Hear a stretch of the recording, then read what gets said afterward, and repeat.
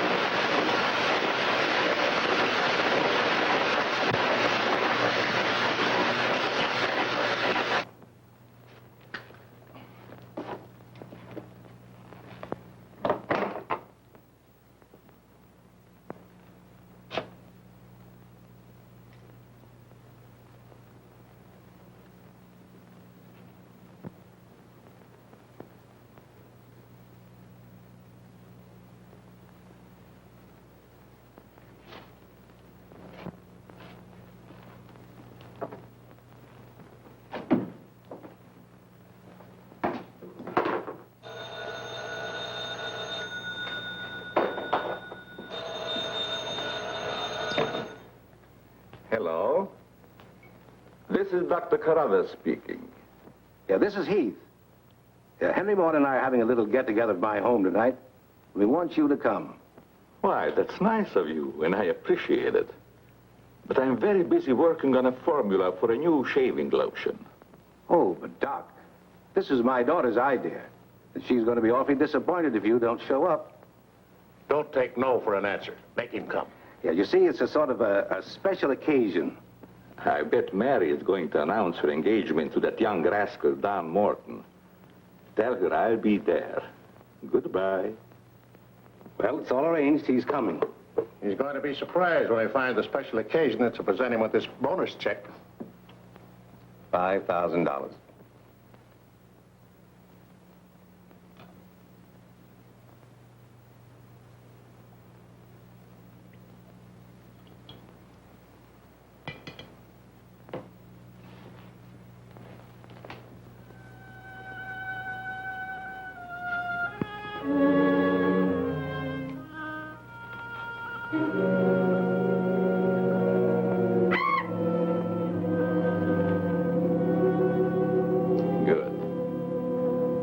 You have not forgotten. You hate this strange oriental fragrance, even while you sleep. Just as you did before I made you big and strong. Now, if you detect the fragrance in the night, when you're fully awake, you will strike.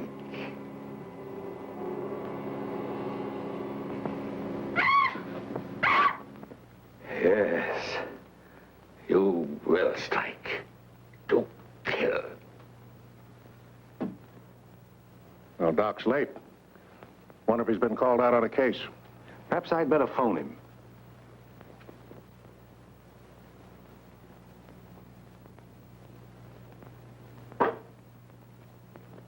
Now, remember, Roy, Tommy, you're not to mention anything about this bonus for the Doc until after your father has presented it. Have you warned those two lovebirds over there? Perhaps I'd better. I want to caution both of you. Not to say a word about the check. Until you're ready to spring it on him. Your father will make the presentation, Mary. Why don't you unveil it like a statue? Then we could all be in on it. You know, I think it'd be a better idea to put it in a bottle and launch him with it. You must have gotten that idea out of a bottle. Well, the Doc isn't coming. What? Oh, what a shame. Oh, he just got busy with his new formula and forgot all about us. He'd forget the formula if he knew about that $5,000 check. Well, why don't we all go up there and give it to him? No, I wouldn't do that. He doesn't like visitors when he's experimenting. Well, Roy can take the check up to him. Sure, I'll take it. Shall I make the Doc a speech when I give it to him? You won't have to, Roy. The check speaks for itself. Yeah, and says a mouthful. Son, tell the Doc we're awfully sorry he can't be with us, but of course we understand how busy he is. All right.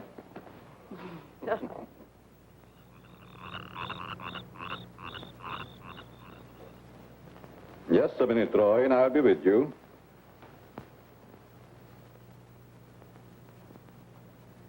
That's it, all right. Now, what can I do for you? We were all sorry you couldn't be there tonight.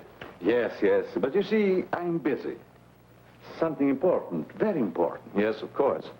Mr. Morton and Dad had planned a little surprise for you. A surprise? It's in here. Well, let's see what it is. $5,000. What's this for? Just a little token of the firm's appreciation. Oh, I see. A bonus. Well, it's awfully nice of you, Father and Mr. Morton. I will thank them personally tomorrow. I'll tell them, Doctor. Well, aren't you curious about my new formula? Yes, of course, only I didn't want to be inquisitive. What is it? A new shaving lotion. Smell it. Pretty strong, isn't it? No. The scent evaporates a short time after you've used it. Try a few drops. Now rub it on the tender part of your neck. Yeah.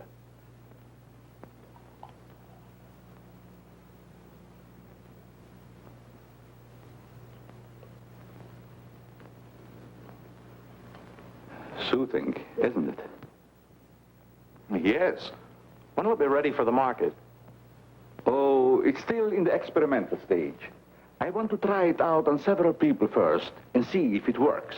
Well, if you'd like to send me a bottle, I'll be glad to try it for you. Thanks. Good night, Doctor. Goodbye, Roy.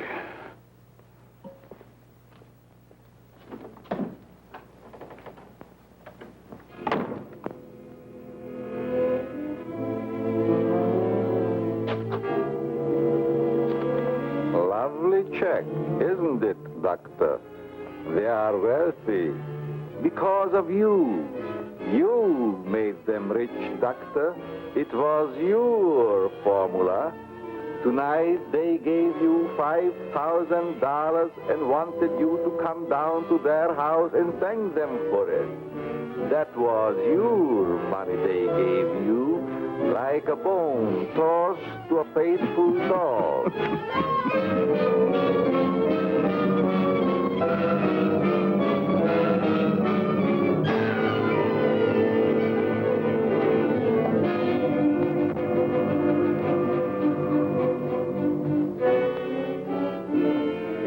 should be very grateful, Doctor. Very grateful. They are rich and happy, thanks to you. And what have you got, Doctor?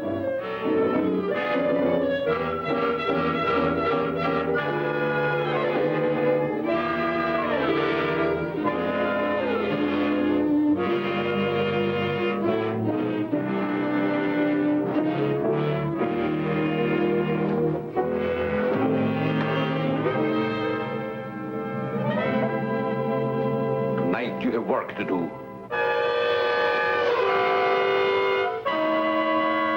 It's time you were on your way.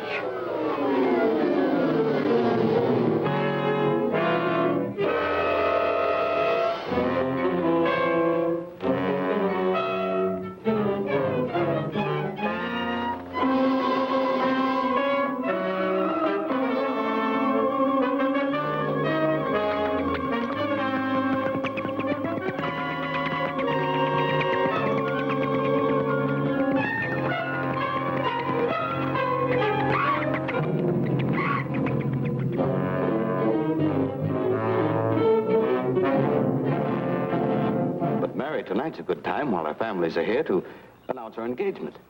Look, Don, I've loved you a long time, ever since we were kids. But I'm afraid it's been more like a sister. Well, I had no idea you felt that way.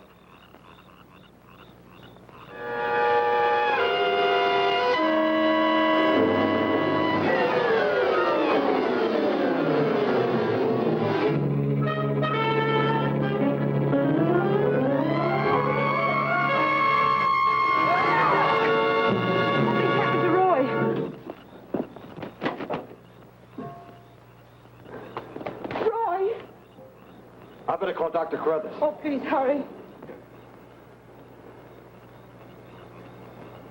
There's nothing I can do. You mean he's dead? Yes, I better call the coroner. You think it's murder? I don't know. I never saw anything like it before. The jugular vein is severed.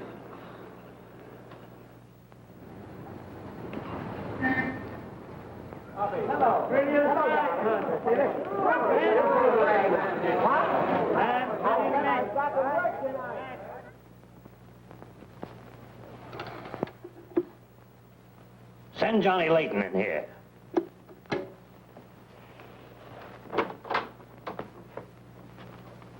Well, what have I done now? Who wants me fired this time? Nobody yet, but it's still early. This came in from Heathville. It's a mystery killing. Old Martin Heath's son. Who's Martin Heath? Who's Martin Heath? Say, have you ever had a date with a girl? A girl?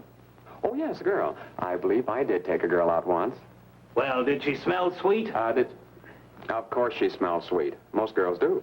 Well, that's because of Martin Heath Cosmetics Limited. They make all that goo that the women put on their faces so they won't have to wash them with soap and water. I get it. A big man, huh? Yes, and a big advertising account. Grab yourself a photographer and get along over there to Heathville.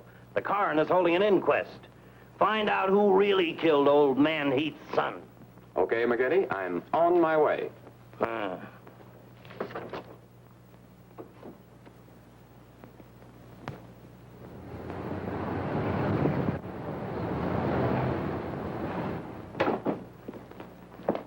Chief Wilkins? Yeah? I'm Johnny Layton of the Chicago Register. Glad to see you. And this is my cameraman, One Shot McGuire. Hi, Chief. Howdy.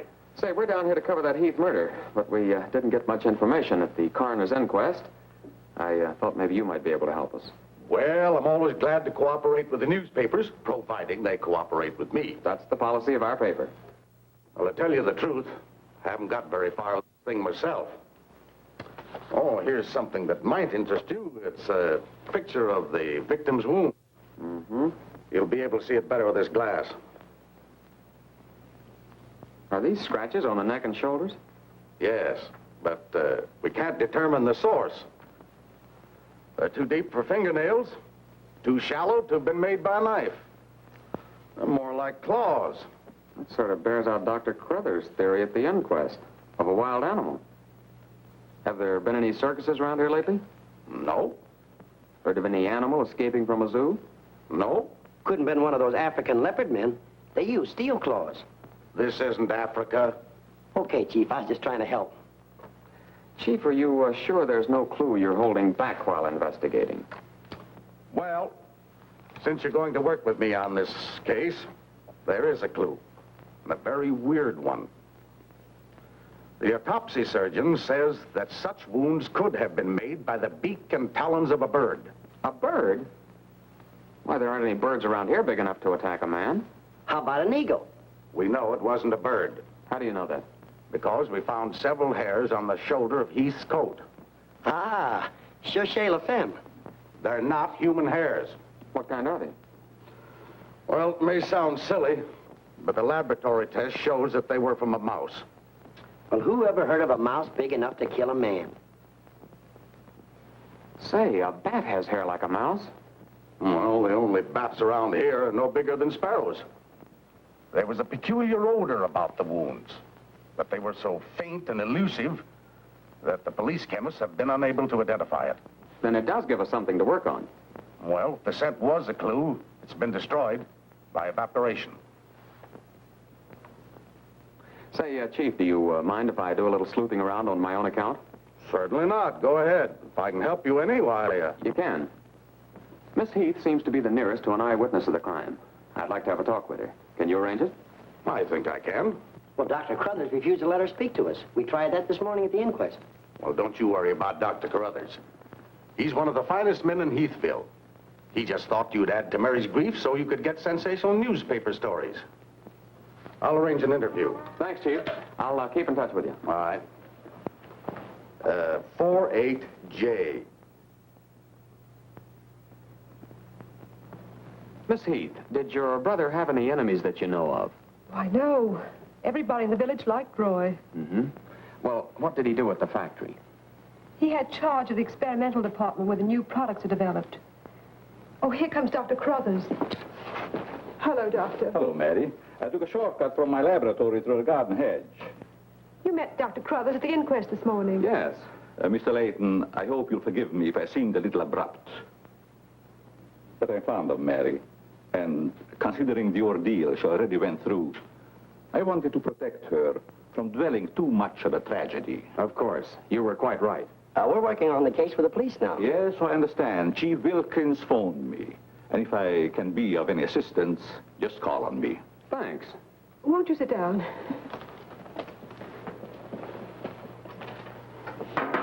Shall I serve, mademoiselle? No, Maxine, I'll do it.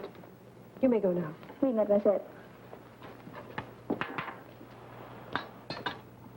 Do you take sugar, Mr. McGuire? Huh?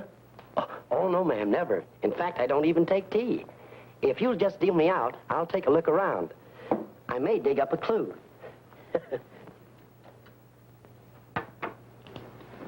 What do you think of Dr. Crothers' theory about a wild animal, Mr. Layton? Well, frankly, I don't think much of it. I can't say that I blame you. But I, as a scientist, take many things into consideration a layman might overlook. For instance? The jagged nature of the wound, the rapidity with which the murderer escaped, the scratches from talons or claws. But when an animal attacks a human, there's bound to be a lot of noise. You heard Miss Heath testify there was no sound of a struggle. No. Only those awful screams. It's very puzzling, very mystifying. Doctor, when you last saw Roy, did he seem worried or nervous or moody? No, not at all. On the contrary, he was in the best of spirits. Mm-hmm. Well, I've got to get back to the village now and follow my story. You'll excuse me? If you find it necessary for us to talk again, you may come back at any time. This evening, if it's all right with you. I'd like to spend some time here. Well, yes, that'll be quite all right. Thank you. Goodbye, Miss Heath. Goodbye. Goodbye, Doctor. A little more chiffon, baby.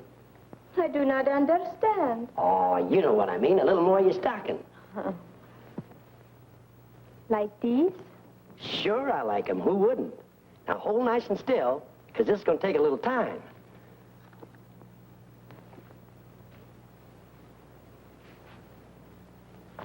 Well, if you're going to shoot, shoot. Right away, Johnny. I was just trying to get the focus. Mm-hmm. I got it. And not bad, either. I'll be back in a minute, Frenchie. And don't worry none about those werewolves. Because nothing's going to harm you while I'm around here. You make Maxine feel so calm. My big, brave journalist.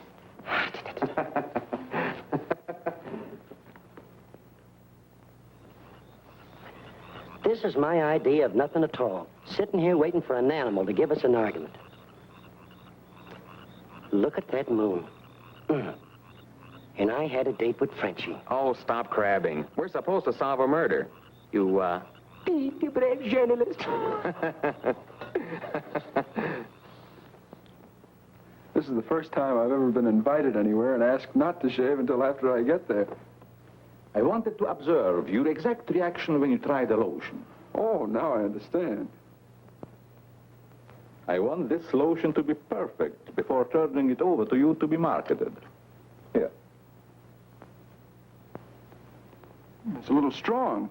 That'll make the customers think they're getting their money's worth. Oh, that feels great. Very soothing. I don't think you ever use anything else. Well, we wouldn't want to market anything we wouldn't use ourselves. That almost smells good enough to be used as a cologne. Oh, what's the matter, Doc?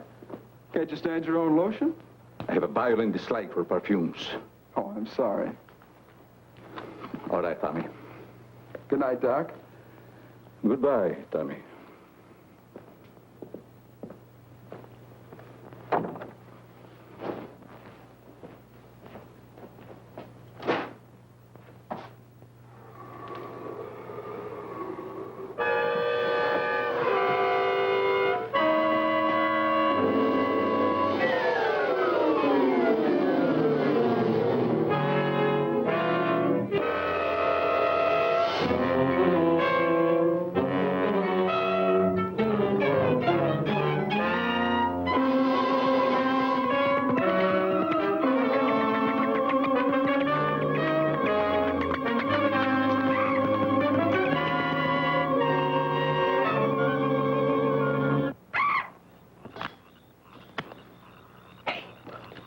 What's that? Where?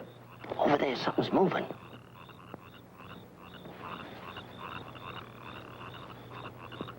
Come on out of there, whoever you are.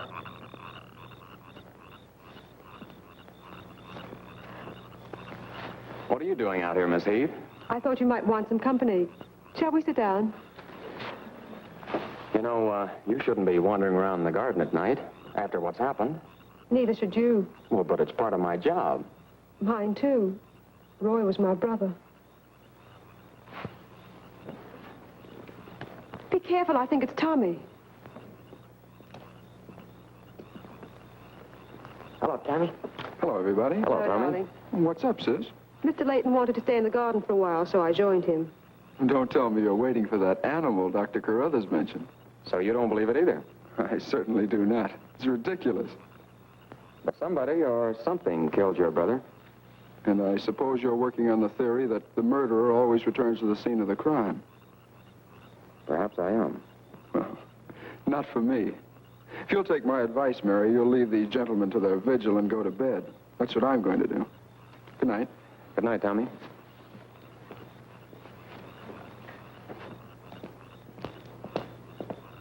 I don't think your brother likes my being here. Oh, you mustn't mind Tommy.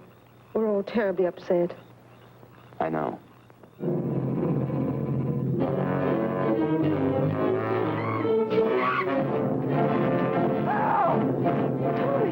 Come on.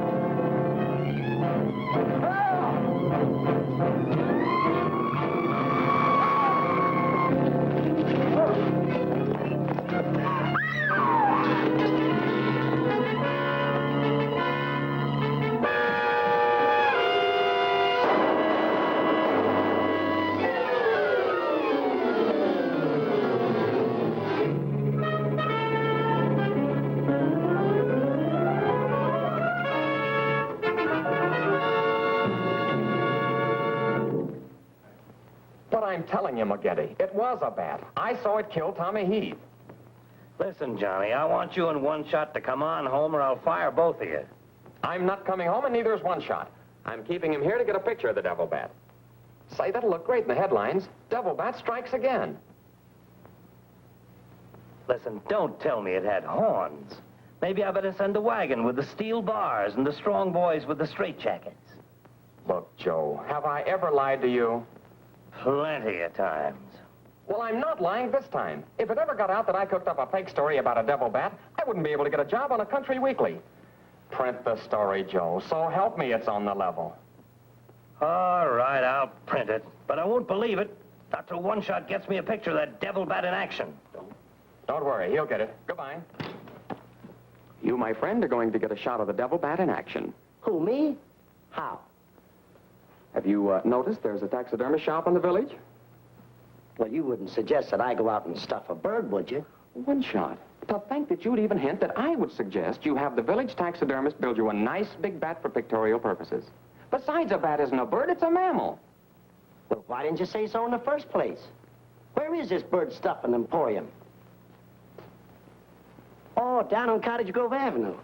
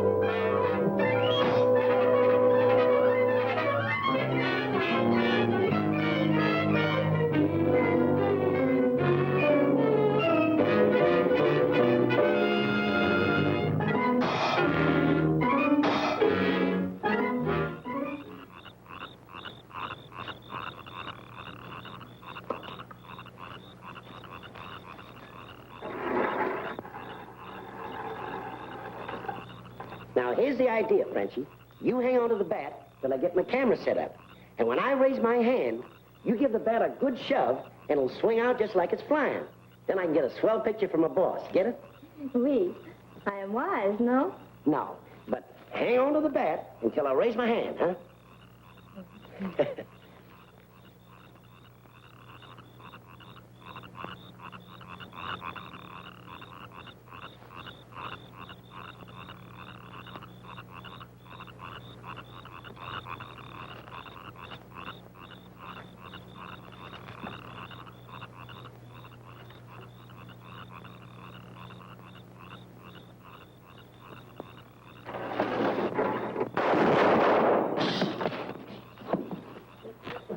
Sherry, are you hurt? Say, what's the idea of breaking up my devil bat? I'm going to make you pay for that. And I'm going to take you to jail until you explain this. Come on. You can't do this to me. I'm doing it. I was just conducting a little experiment, trying to find out how the devil bat does his killing. I'm sure McGuire didn't intend doing anything wrong. He's just a little overzealous about his work. Yeah, with the town in an uproar, and everybody terror-stricken, wondering whether he's going to be the next victim, I don't want any more trouble stirred up, even with an artificial bat. You'd better get back to the hotel. I want to talk to the chief alone. Is it all right, Chief? Yeah, but be careful in the future. Ever smelled anything like this before?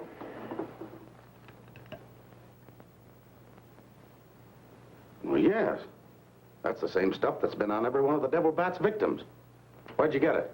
Found it in Don Morton's bathroom. Find out where Morton got it? No, I didn't want to arouse suspicion by asking questions till after it's been analyzed. You think it has any connection with the murders? That's the way it strikes me, but I can't figure out how. I'll get the police chemist on it right away. I'll snoop around, see if I can find out where Morton got it. Well, it probably came from down at the Heath Cosmetic plant. I've men working on a theory of a disgruntled factory employee committing the crimes. It's certainly more than coincidental that all the victims have been members of the Heath and Morton families. Yeah. Looks like a plot to wipe them all out.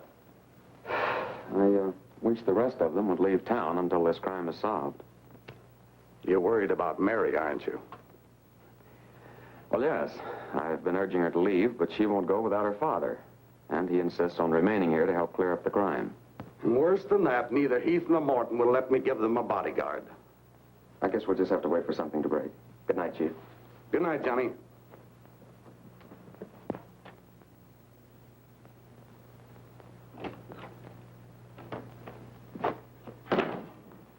Boy, have I got a picture that'll knock McGinty dead. Meet the double bat. Well, how about that wire? Looks as if the bat's on a flying trapeze. Oh, but I'm not through working on it yet. See, I can touch this picture up so the bat will look like he's got nothing around him but nothing. Okay, Rembrandt. You win.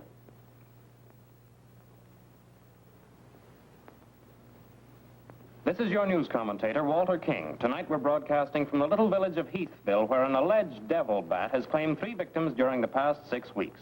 You will note that I say alleged devil bat. That, ladies and gentlemen, is because your correspondent has been very skeptical from the start as to the existence of this horrendous creature.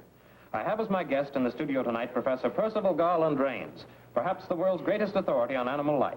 I'm going to interview Professor Rains on the subject of the devil bat. Our radio audience may draw its own conclusions. Professor Rains, first let me ask you, point blank, do you believe that any such creature as the devil bat exists? I do not. He's got a nerve. Quiet. In the Dark Ages, when men and women lived in caves, there may have existed a bat of this size. But not in this day and age. How do you account for the fact that Mary Heath, whose 2 brothers were victims of the devil bat, and a newspaper reporter, John Layton, claimed to have seen this amazing creature? Sometimes under stress of excitement, our minds play tricks on us. Hey, he's insinuating you saw the little bat that wasn't there. Pipe down. But how about the picture of the devil bat published by Mr. Layton's paper? I examined that picture under a powerful magnifying glass. I denounce it as a fraud. Whoever constructed the strange-looking monster forgot to remove a label from the silk. From the silk used on its left wing. That label reads, "Made in Japan."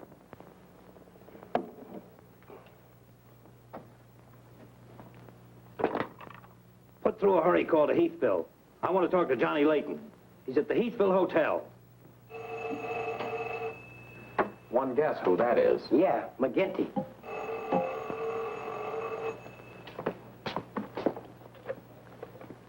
Go ahead, pour it on. So you slipped over a fake picture on me, huh? Well, you're fired, both of you. And I'll see to it that you never work on another newspaper as long as I live. Made in Japan.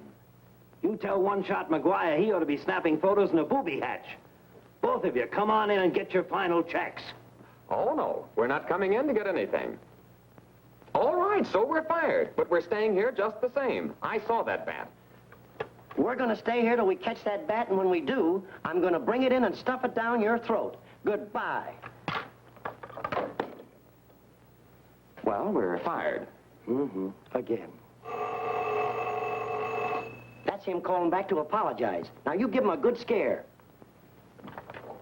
No use begging us to go to work for you again, McGinty. You fired us, and we're staying fired. Oh, Mary, I thought it was somebody else. Johnny, why did you make a joke of a tragic thing like this? But it wasn't intended as a joke, Mary. I was only trying to get the news. I suppose you call it getting the news when you arrange to print a picture. That's a deliberate hoax. That has the entire country laughing. A grand joke, Johnny. But somehow I can't appreciate it. But I can explain that picture. Don't try, Johnny.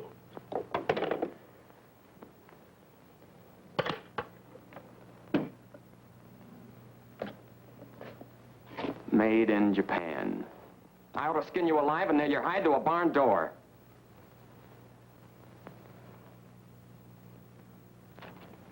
Here's the chemist report on that shaving lotion. I see you couldn't break down one of the ingredients. Yes, he said it must be some element with which he's not familiar. We won't get anywhere until we identify it. There's just one other man in this town that might be able to help us. Dr. Carruthers. Yeah, Carruthers could help us. I found out he compounded that lotion. Well, if you suspect Carruthers, you're barking up the wrong tree, Johnny. He's the last man in this town that would harm anyone. Why, everybody loves him. Maybe so. But here's something else I dug up. The Heath and Morton fortunes are based on a greaseless cold cream formula Dr. Carruthers invented. So what? All the doctor got out of it was $10,000, and the others made a fortune. Well, it's common knowledge that He sold out for cash when he could have had an interest in the firm. Just the same, every victim had this stuff from his laboratory on him.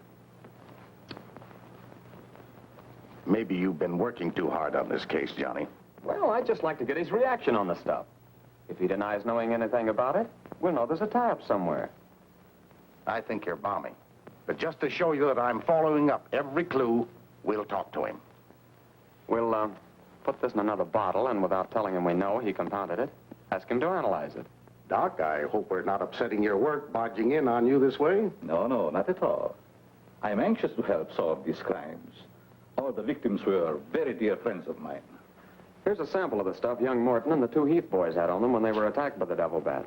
Of course, it doesn't make sense to me that a bird would choose only people using that particular stuff. A bat is not a bird. It's a mammal.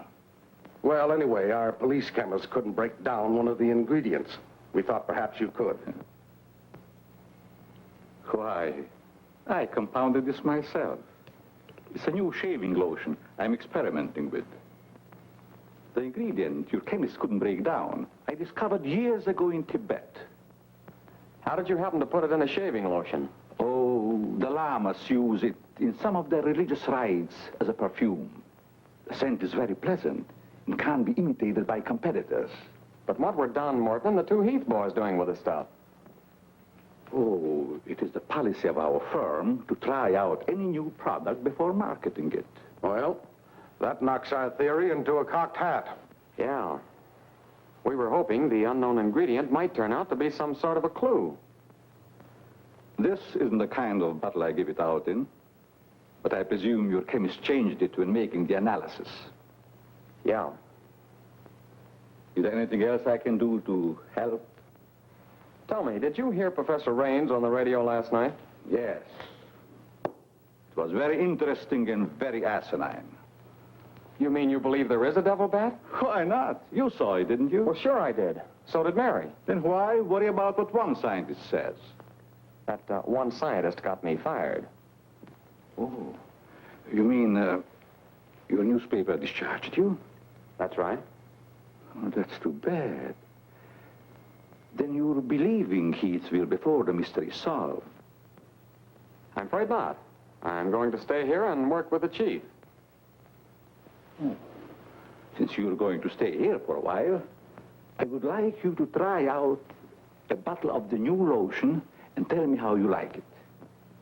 And you too, Chief. No, not me, Doc. If my wife ever smelled perfume on me, she'd suspect me sure. Well, Mr. Layton, I understand you are not married. All right, I'll try it in the morning when I shave. I guess we better be going, Chief. See you later, Doc. So long, Dr. Crothers. Goodbye, Mr. Layton.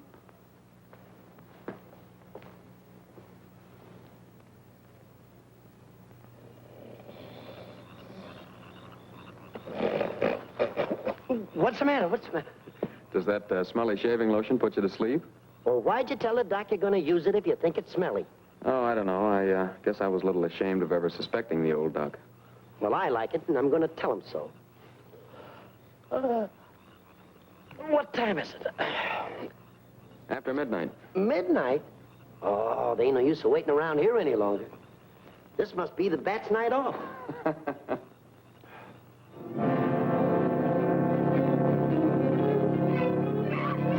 Did you hear that? Yeah.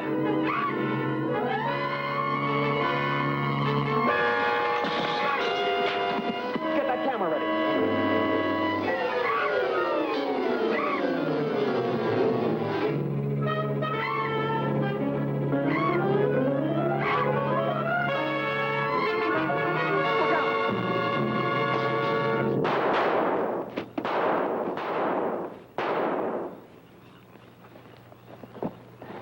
You got him.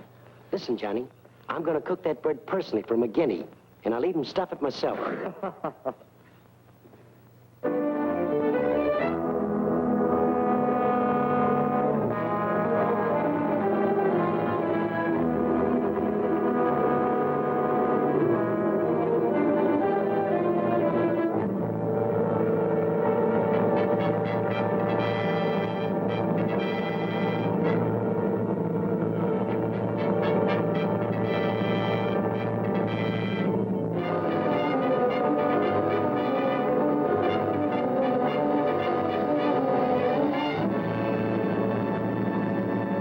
still skeptical when I came to Heathville today to examine the body of this so-called devil bat.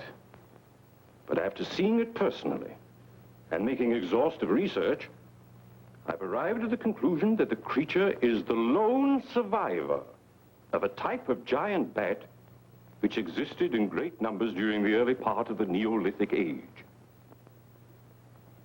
Perhaps I should explain for the benefit of some of our listeners that the Neolithic age is that period of antiquity commonly called the Stone Age. Imbecile, bombastic ignoramus.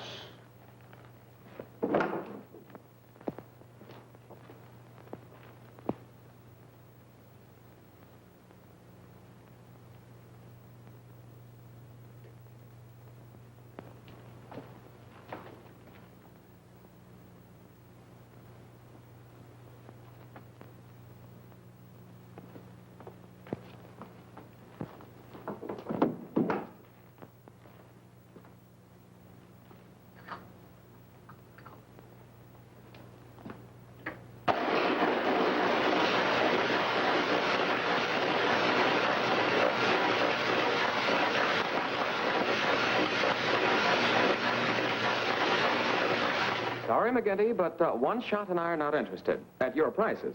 Of course, if there was a raise of, say, $30 plus a fat bonus, we might consider it. You're hold-up men, both of you. I refuse to be robbed. Have it your way, McGinty, have it your way. But we have the bat's corpus delicti and the exclusive picture. Of course, I've got an eyewitness story that 2 syndicates are bidding for. And don't forget, you got to pay us for the time we were fired. That's better. Now you're talking, boss. Okay, we're working for you again. We'll gather up the loose ends and see you in a couple of days. Goodbye. Come in. Hello, Johnny. Well, Mary. Johnny, I came to tell you that I'm sorry I said what I did the last time we talked. Do you suppose... well, I don't know how to say it, but... I do. Miss Heath, do you suppose that little French girl would apologize to me if I looked her up? Well, I'm positive she would.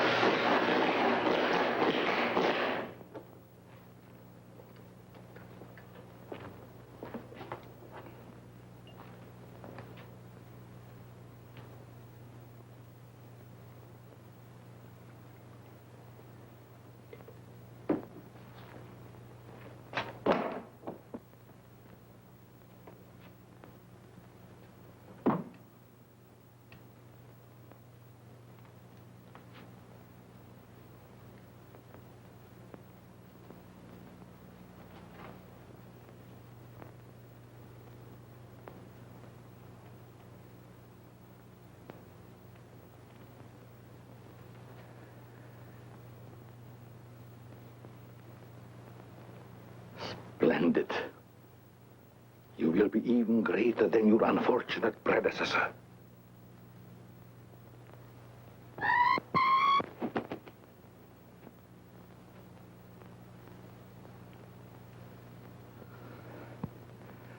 Enraged, aren't you? Fine. I'm enraged also. Tonight I shall call on Henry Morton, and you shall strike him down. Henry, the lotion has turned out to be better than I had hoped. I want you to try it. Well, we'll just leave it here, Doc, and I'll try it in the morning after shaving. Smells good, doesn't it? Yes, but isn't it too strong? No. Evaporation quickly tones it down just to the right scent. Rub a few drops on your face. Well, I'd rather wait until after I shave. Then my skin will be more tender and receptive to a lotion. Just a little here. The texture of the skin there is always very delicate. I give you a few drops in your hand.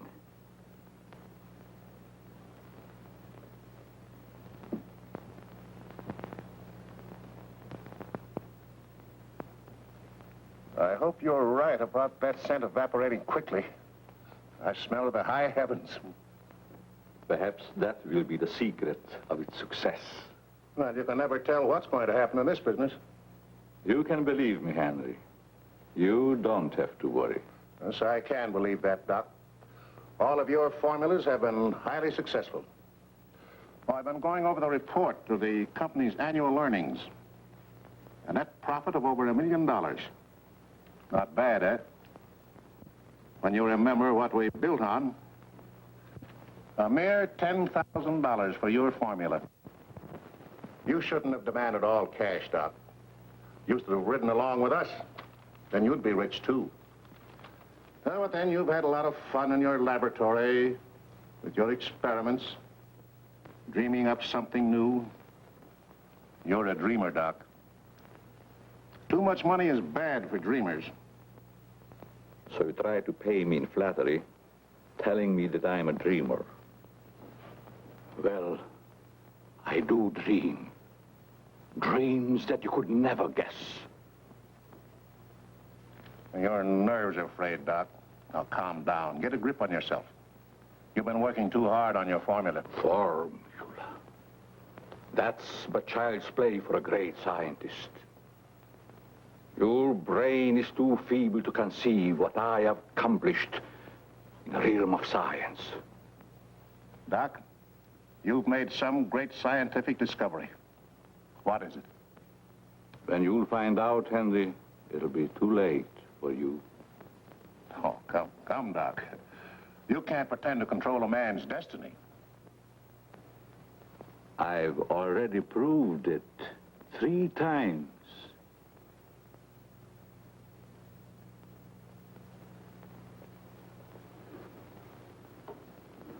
I'm sorry.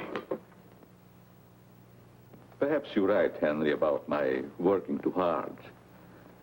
I guess I'm a little tired. I better go home and get some rest. Sure. A night's sleep will do you good. Good night, Doc. Goodbye, Henry.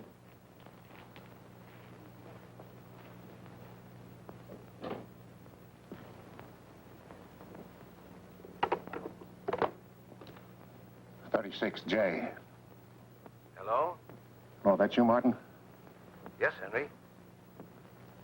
I want you to call Chief of Police Wilkins to come to your house immediately. It's very important. Chief's here now. Well, don't let him leave until I get there. What on earth's happened?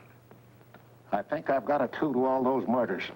It may peter out, but if half what I suspect is true, it's the most diabolical plot that a madman ever concocted. What is it? Talk about the absent-minded professor. I forgot my hat. Henry, what is it? I'll tell you all about it when I get there. I hope I didn't intrude on a private conversation. No, nothing important.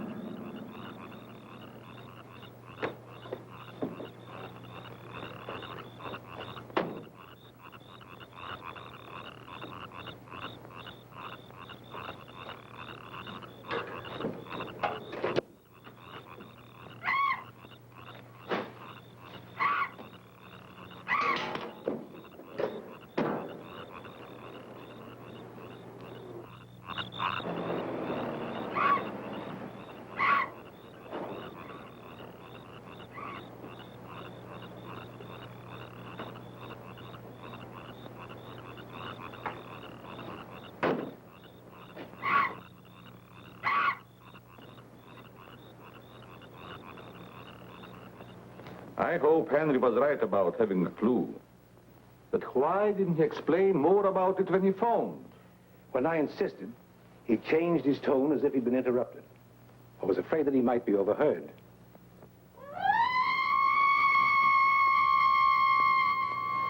What is that squeaky sound? Oh, just some night noise.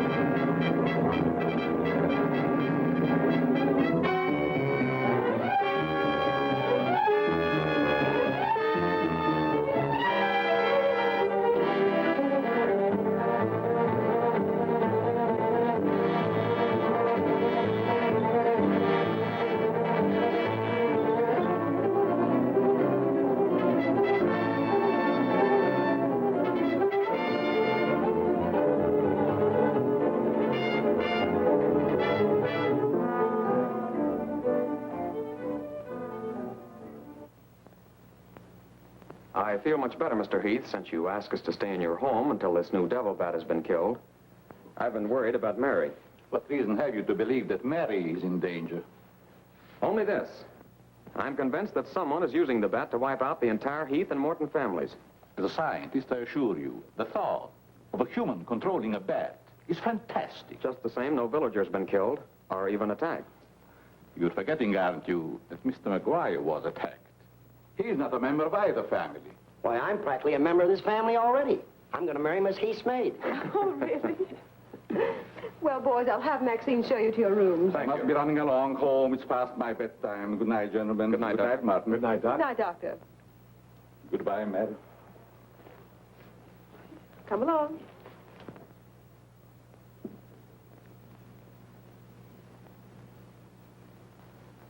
Maxine? Oui, mademoiselle.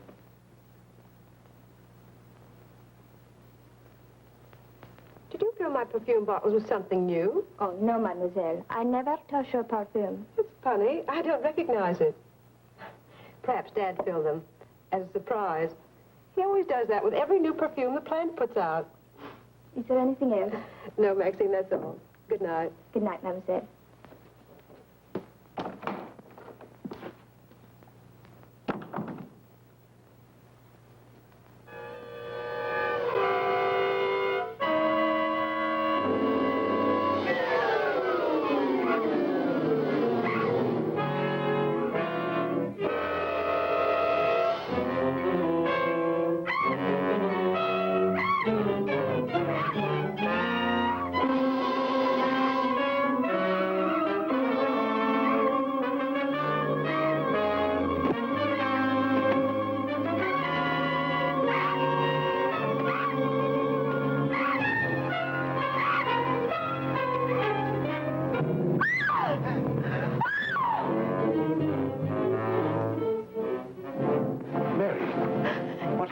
It was trying to get in the window. A big bat.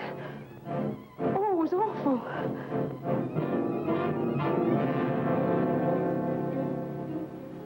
Mary, I want you to tell me everything you did just before that bat tried to get in. Well, first I took a bath. Then I brushed my hair, and Maxine came in and turned the covers down. And then fastened the screen, which somehow had come unhooked. Yeah? Go ahead, what else? Well, then we talked about some new perfume that someone had put in my dressing table bottles. Dad, did you put any new perfume in my bottles? No, I didn't. Is that the stuff? Yes. Connie, this smells like... Hey, quiet. I've got a hunch that I want to follow up, and I'll need everybody's cooperation. We'll do everything we can. Of course. What's Carruthers' number? 48J. Operator, give me 48J, please. Hello, Dr. Carruthers. This is Johnny Layton. That's right. Something terrible has happened to Mary. Can you hurry over? I'll be right there. Good. Oh, Johnny, I'm all right. I don't need a doctor. That's where the cooperation part comes in, Mary. You'll have to pretend to be a nervous wreck. Mr. Heath, you in one shot must help her trick Dr. Carruthers into staying here as long as you can. Where are you going, Johnny?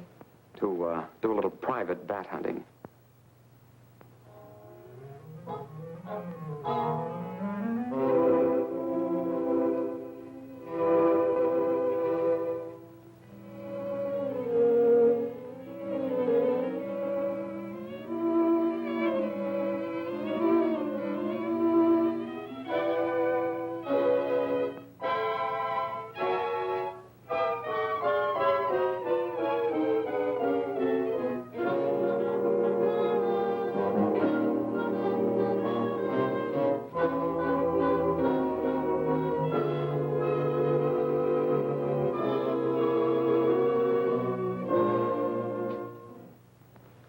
devil bat tried to get through that window. If she's suffering from fright, I give her a sedative. Where's Mr. Layton? Why, I guess he's out in the garden hunting the devil bat. Layton is a very brave young man. Give Miss Heath one of these every half an hour. Oui, doctor. It will quieten her nerves. But, Doc, hadn't you better stay until she's quieter? She'll be all right in the morning. Hey, Doc, I don't feel so good myself. Would you mind taking my temperature? You look perfectly well, Mr. McGuire. Well, you ought to see my tongue. It looks just like a squirrel's tail. Look. Try some calomel.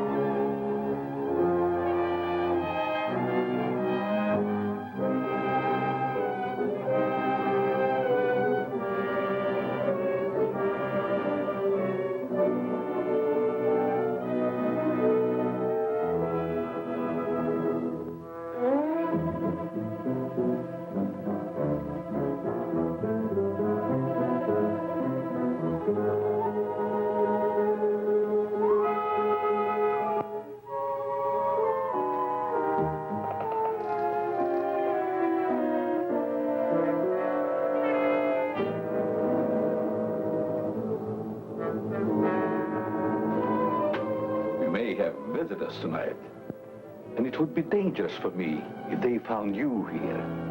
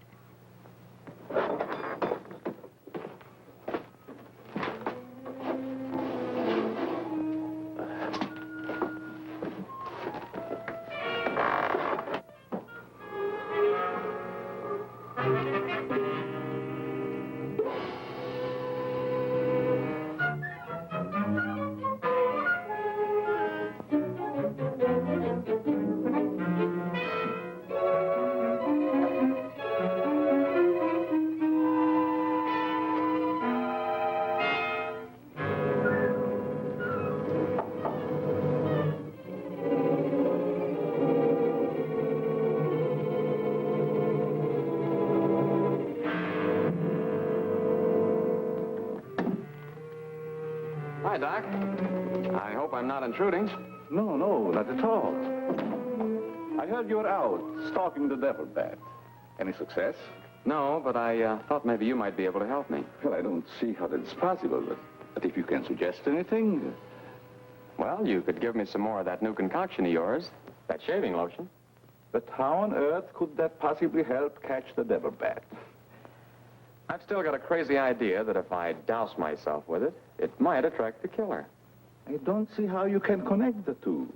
But there is a bottle of the lotion on the table. Thanks.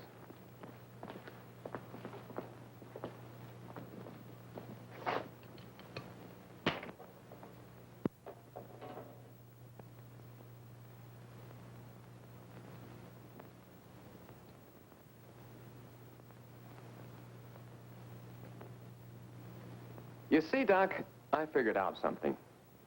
All four of the murdered people had this lotion on them when the devil bat struck. Now, my plan is to sit in the garden, and when the killer makes one of those power dives, I'll blast him. Layton, I'm afraid all these murders have affected your mind. Maybe you'd like to come along, Doc, and be an eyewitness.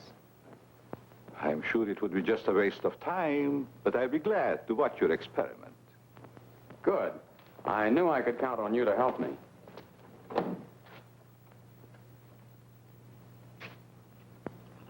I tell you, Layton, expecting a bat to be attracted by the scent of a lotion is all foolishness. I think I better run around. Ah, sit down, Doc. The devil bat's behind schedule tonight.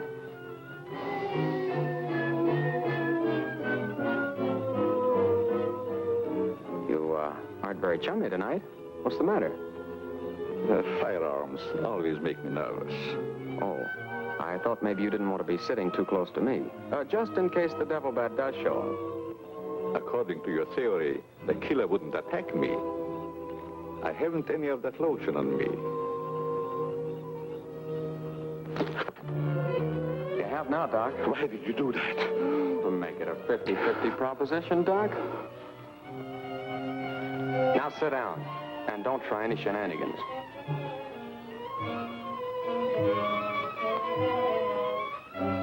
Not so funny when it's your own jugular vein that's in danger.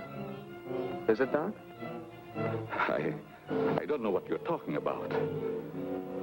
Maybe you made a mistake when you let that devil bat of yours out of the attic tonight. Don't worry about the bat killing you. I'm saving you for the hangman. Tell me, Doc, how did you develop a monster bat like that? You wouldn't understand the scientific theory.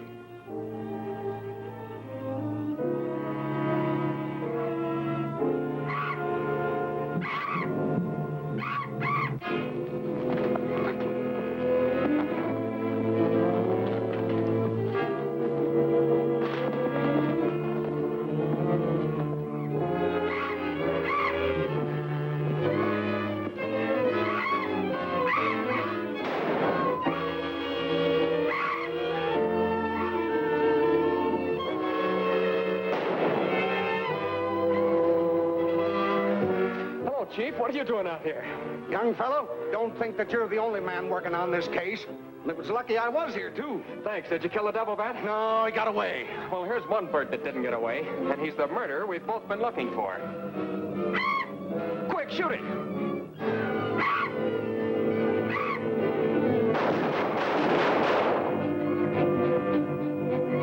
Where is it? It's gone. And so's the doctor. Did you get the bat? What happened? Doc Carruthers is the murderer, and he's hiding somewheres in the garden. You fellas get back to the house and guard Mary. Come on.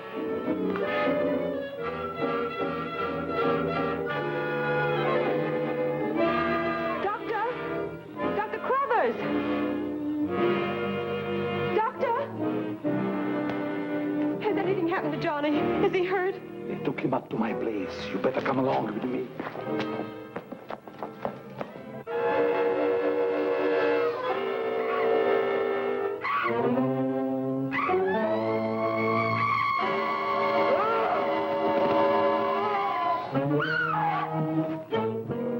That was Mary.